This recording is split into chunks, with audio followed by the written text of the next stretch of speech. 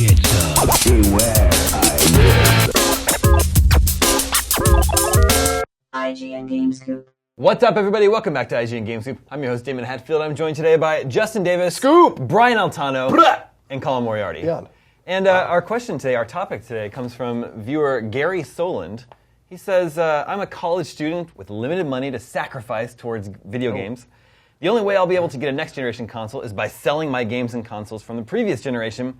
So if I were to buy only one console for this next generation, what would you recommend? Now, I had already picked this topic before we got the news yesterday that Microsoft totally reversed all of its restrictive Xbox One DRM policies.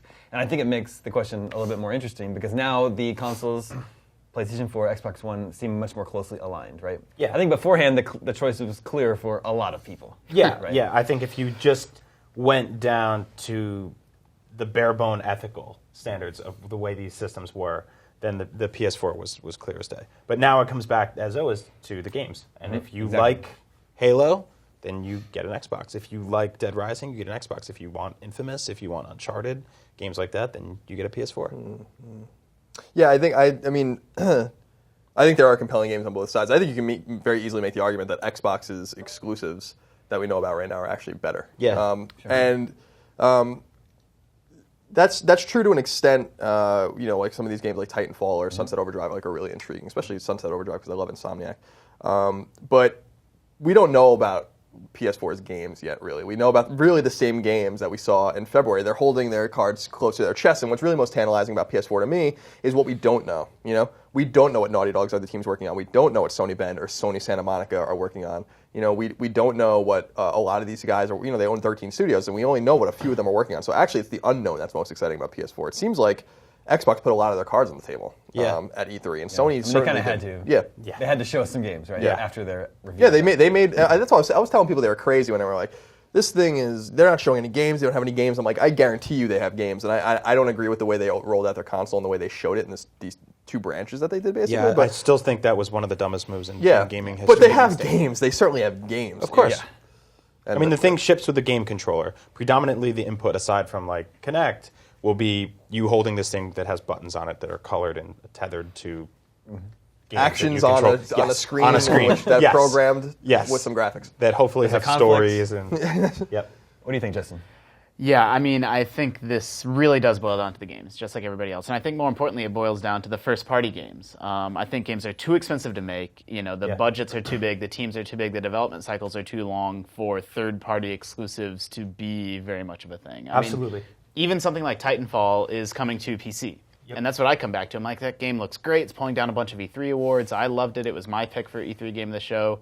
I'm excited about it. I have a PC that runs games pretty well. It's not like some beastly gaming PC, but it's good enough that I feel like it'll run that game. Mm-hmm. And so it's like everyone's they're throwing Titanfall into the Xbox 3 or the Xbox One exclusive box, but it's not really if you have a PC. Mm-hmm. So what I'm leaning towards personally to actually answer the question, right now I'm leaning towards a PS4 and then picking up other stuff on PC. Yeah. I don't think we'll see, besides sort of big throwing money at publishers, I don't think we're going to see very many third-party exclusives. So what you need to think about, to Colin's point, is who are the first-party studios? What are they working on? Are those franchises, that you like? Yeah, I don't know. There's actually an article on IGN today talking about how there are, at E3, there were a surprising number of third-party exclusives announced, right? Xbox One has Dead Rising 3. Sure. It still has timed exclusivity for DLC for Call of Duty and Battlefield 4. I don't care about any of that stuff, though. I'm just saying, you may not care about it, but there are a lot of there are a surprising number of third-party exclusives already announced. Timed exclusivity to me is, I play games. I play Tomb Raider right away. Other things I'll wait and play months later. I mean, I don't know. If it's going to hit the other console... I don't know what timed exclusivity there was with Tomb Raider. But. No, I'm just saying that's an example of a game that, like, some games I want to play right at launch. Others I'm happy to wait and play later. So something's going to eventually hit both consoles, and I don't really mind if one gets it, 6 months Right, first. and you personally have to sit there and factor in, do you want your achievements to carry over? Do you want your trophies to carry over? Does that shit matter to you? Yeah. To me, I don't care. I mean, anyone that does matter to you, the choice is obvious. Yeah, right? Does your friends list carrying over from the last gen matter? Does you having the same Modern Warfare experience as you've had for years with the same controller on the same console, does that matter to you? Colin, let me ask you this. If PlayStation 4 had absolutely fallen on its face, it was disastrous, the console wasn't looking great at all, would you be willing and able to give up those trophies?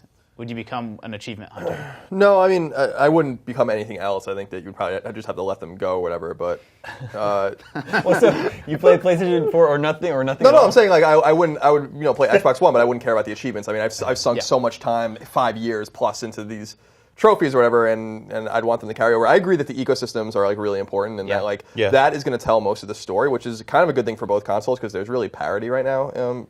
I think PS3 is going down to sell Xbox 360 if it hasn't already worldwide, but that there's general parity there, and so like those communities will carry over to the next console without really even thinking about it. That's why I thought the DRM argument with Xbox One was interesting, but also kind of irrelevant to a lot of people that aren't paying attention right now, because when the time comes, they're going to be like, well, are my buddies that I play Call of Duty with going to go to the Xbox One, and like we're online playing anyway, so like is it really that big of a deal? I think the other thing we're ignoring too is price. PS4 is cheaper. There is that. PS4 is $100 cheaper. Yep. And purportedly, I don't understand the technologies in the box that well, but it's purportedly more powerful too. So Well, no, it does. I mean, they're all this proprietary sort of CPUs and GPUs anyway. So until we see sort of teardowns and benchmarks, but yeah, I mean, most people are saying on paper that PS4 is more powerful. Yep. Right. Yeah, even before Microsoft's announcements yesterday, the decision still wasn't clear to me because like I don't care if the console's always online. My 360 is always online now. It's fine. Yeah. I don't care about used games. So if I had to pick, if I could only get one console at launch, it would come down to what games can I play that day when I get my new next-gen console home. What games can I play? And the confirmed day one launch titles for both systems are very, very similar. Yeah. It's Assassin's Creed 4, Battlefield 4, Call of Duty Ghosts, Watch Dogs, all these sports games, FIFA, Madden, NBA. And Watch Dogs, they're very, very similar. The games that I really care about on these lists that I would want to play are Watch Dogs and what was the other one? Excited about that Rise on the Xbox? Oh, and Battlefield 4. Watch Dogs and Battlefield 4. I could play those on either console. Right. I guess I could give the slight edge to PlayStation 4 because Diablo 3. Yeah. And I want to play that, yeah, but but it's not super exciting. But you've also not mentioned any of the exclusives, that are coming to PS4 that day. Coming that day? Yeah, Like what? Knack will be available. I don't care. Killzone, Shadowfall will be don't care. available. I'm talking about me. Oh no, I know, but I don't care about But like those. those are like, there's 3 games coming launch from the first party. Knack, which is surprisingly good. I had no hope in that game at all, and it's actually really fun.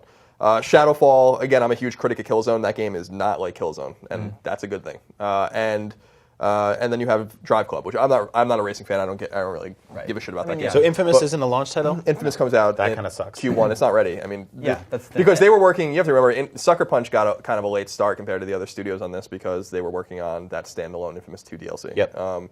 So Xbox One has its exclusives like Dead Rising 3, which I'm not sold on yet. I think Dead Rising looks awesome. It Personally, looks very brown and drab, and I feel like maybe they took a lot of the personality and I fun agree, out yeah. of it. I don't know yet. It's too early to tell. Yeah, we'll see.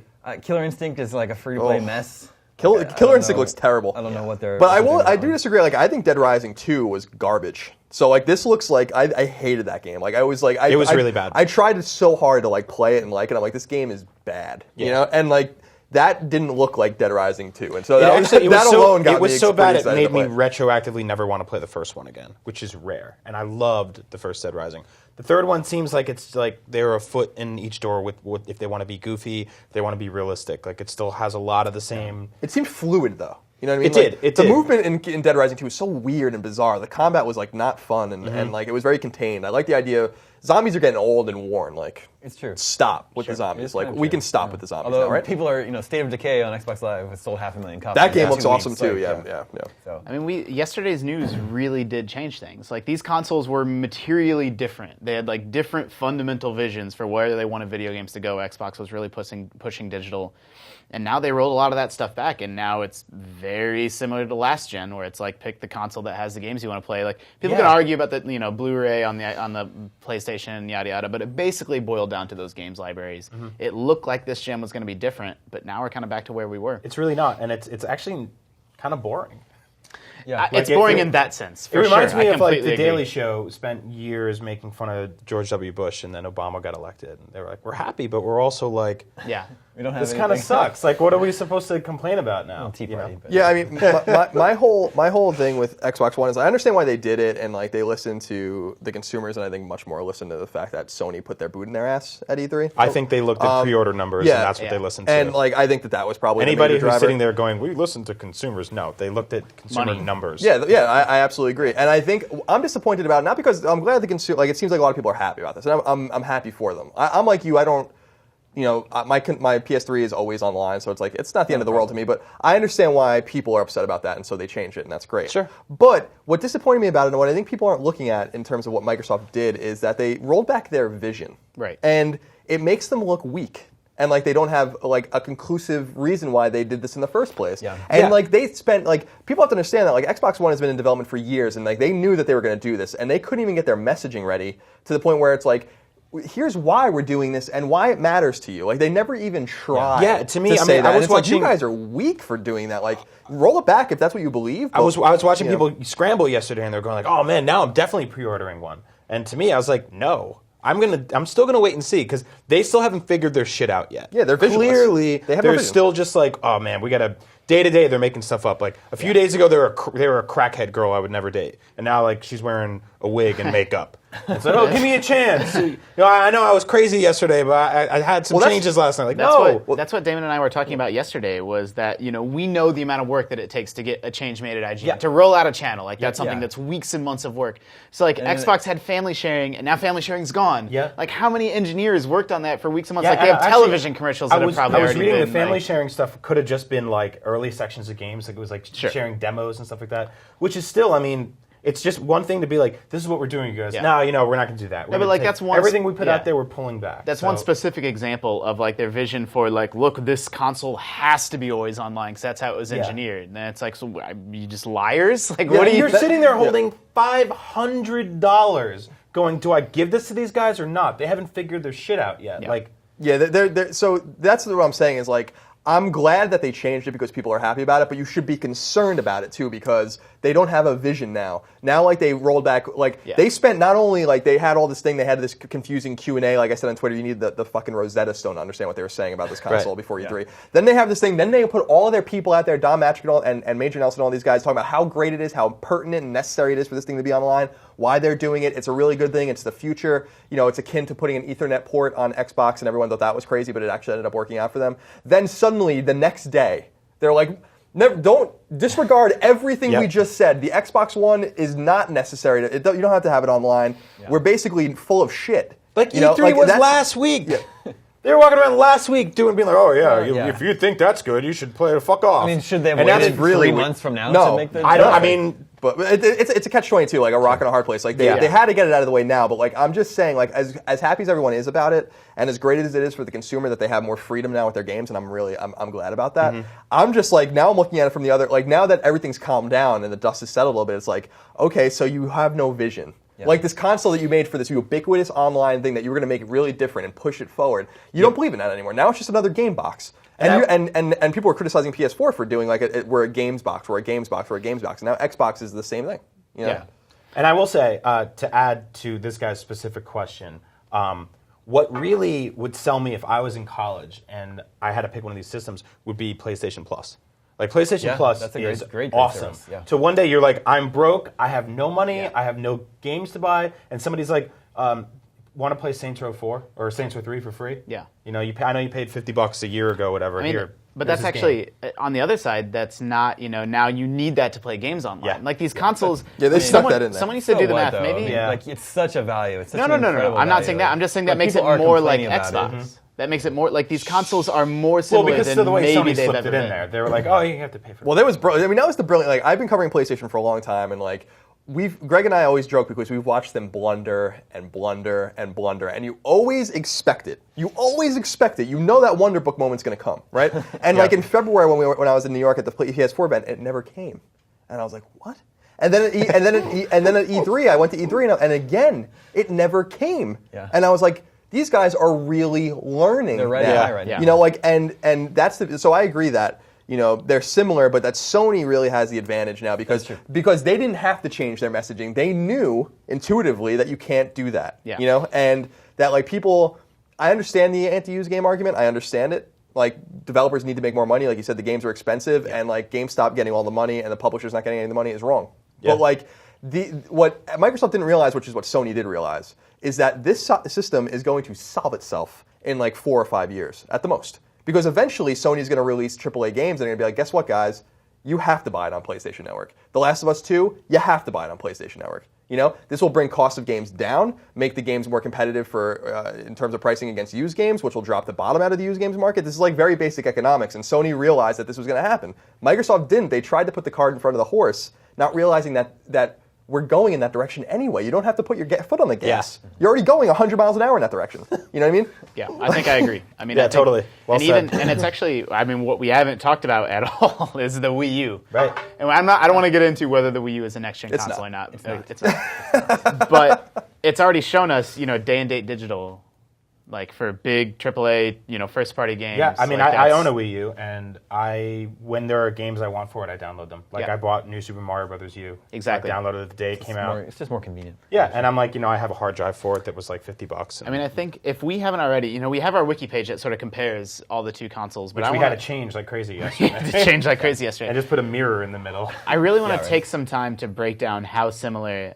like the two consoles are. They Yeah. seem very, very, because everyone always used to talk about, again, I'm going to go back to PlayStation Plus, like there was hidden costs with the Xbox, right? Mm-hmm. Like it was really, $50 a year over years, so the console cost double what it costs out the door. But now that's kind of the same for It'd be fun- PlayStation. yeah, it'd be fun to calculate the percentage of similarity, the exact percentage of Oh yeah, similarity yeah. between them. Well, I mean, you think about the extra $100, right? And that's a big thing to somebody that age, and that's what 2 years of PlayStation Plus, right there. Also understand though, game and a half, and this yeah, is like- this is important, is that there will be more SKUs of PlayStation 4. Like this is the lowest SKU. It does not include PlayStation Eye because you don't need it like you need Kinect. Right. So like it'll come with the DualShock 4, probably an HDMI Right. cable. That's the thing. Like That's that $100 important in to the know. Xbox is the Kinect. Yeah, and it has a 0.5 terabyte hard drive. Like so that is the $400 one. It's gonna be fine for most people. I don't think anyone gives a flying Yeah. shit about PlayStation Eye. And like that's going to be totally fine. They're actually screwing the PlayStation Eye by not just including it because no one's going to want it or need it.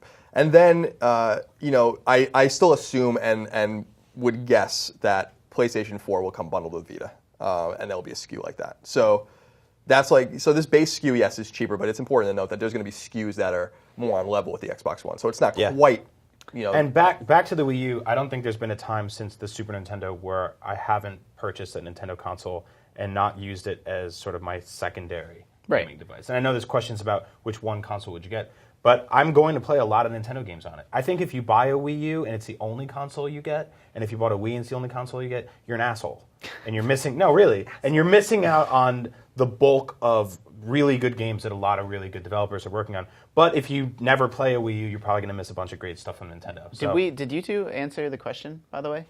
Of which one we pick? Yeah. So a lot more information will be coming over the next few months. There'll be more announcements, more news. But as of June 20th, I give the slight edge to PlayStation 4. Yeah, I pre-ordered a PS4 right after that conference. I've yet to pre-order an Xbox One because I'm still waiting and seeing. I like every generation. I will own everything. I'll have a PC, I'll have a 3DS, a Vita, Wii U, blah, blah, blah, everything, because I love video games. But right now, I want them to sort their shit out, because I don't feel comfortable giving them $500 until they have a direct message of this is what we want to do. Yeah, I think I'm sorry to interrupt you. It's okay. I was just saying, I think as my time's becoming more precious as I get older, and I used to be the guy that would own everything. I had a PlayStation and an N64. I had an Yeah, we Xbox, all a did. GameCube, and a PS2. But now it's coming to the point where it's I want to experience as many games as I possibly can, and I'm going to own an Xbox One, but I really want it more for its TV functionality. Right. But now I'm more into the ecosystem. I only have so much time, and frankly, I'm more interested in playing the PlayStation games. Give up on trophies. You'll have so much more time. Well, I basically you'll have so much more time to play real games. Than I basically have given up on- collect 1,000 rabbit hats. Well, I like to get the platinums in the games that I love. I've given up the shitty platinums a long time ago. Sure. But, so, you know what I'm saying? I've made this argument on Podcast Beyond, and I think it's a powerful argument that, you're not a fanboy or something like that if you prefer to, just experience an ecosystem because you just don't have time to experience everything. You know what I mean? And, yeah, that doesn't make it. Yeah, and, I think people have kind of conflated the idea, that, if you have one console or just prefer to play one console, that you are automatically a fanboy. And, I don't really see it like that. It's if you only have so much time in a day, you have a girlfriend or a fiance or a wife, you have a job, you have kids, you have things to do, and it's I just prefer the first-party games from Sony. You know what I mean? And that's Sure. okay. And I do too. that's kind of where I sit now. I want an Xbox One. I'm going to play Dead Rising. I'm interested in this State of Decay. It looks really cool. I'm going to play that on 360. But for the most part, I'm going to stick with PlayStation in my personal time because that's what I prefer. That's what I know. That's what I've been doing for a long time. And like I'm not in college anymore where it's like I get out of class, I do a paper, and then I'm gonna turn on my Xbox to play this, and then I'm gonna get on GameCube on this. Like I just don't have that kind of time. I think it's the intolerance of other systems that tends to generate fanboyism. Yes, yeah. Like having a preference is fine. If you're the guy that made one buying decision 7 years ago and you've bitched to everybody else on message boards and video comments and everything since then about how they made the wrong decision. Oh, the crap S4, which I'm seeing for PS4 now, which is just like that's literally the worst thing you could possibly do. Like that is the polar opposite on the spectrum of clever. How about PS4? Yeah, or PS4. Here's a free one. You just made those up. Yeah, like those are both better right off the bat. Or like people are like the Xbox done. It's not done. They have billions of dollars, more money than your dad. It'll be fine. And his dad's rich. And his dad's rich, and they'll go on for years. But a lot of people do that. They're like, I bought this thing 7 years ago. I got to fight for it to the end. Yeah, that never really made any sense. They don't care about you. That always bothered me, especially about PlayStation, like covering PlayStation and how bad it was for a long time. Like the games were great, but like it was bad. Like when and people would get mad at me, being like, "You don't love PlayStation." I'm like, I'm just calling it the way I see it. That's what I do. And like it just seems like for the first time, like Sony has the advantage. Yeah. And let's not ignore the fact that Microsoft seems to be full of the same bravado that Sony was full of before the PS3 came out. And let's not also ignore the fact that it is now officially a trend to have a third console curse in this industry. Whether you're talking about the N64 or the Saturn or the PS3 and now the Xbox One. So a little bit of industry lore there. It's like the Madden curse. It's a real thing. Yeah. Even I want to say that even the controllers are very similar now. Yeah. Oh, the DualShock 4 is. I really like the DualShock 4. Yeah, it's great. It feels really good. Thanks for the great question, Gary. Viewers, if you have your own questions for GameScoop, email us at gamescoop@ign.com and stay tuned for a lot more. Got the bees. Why is it got to be so damn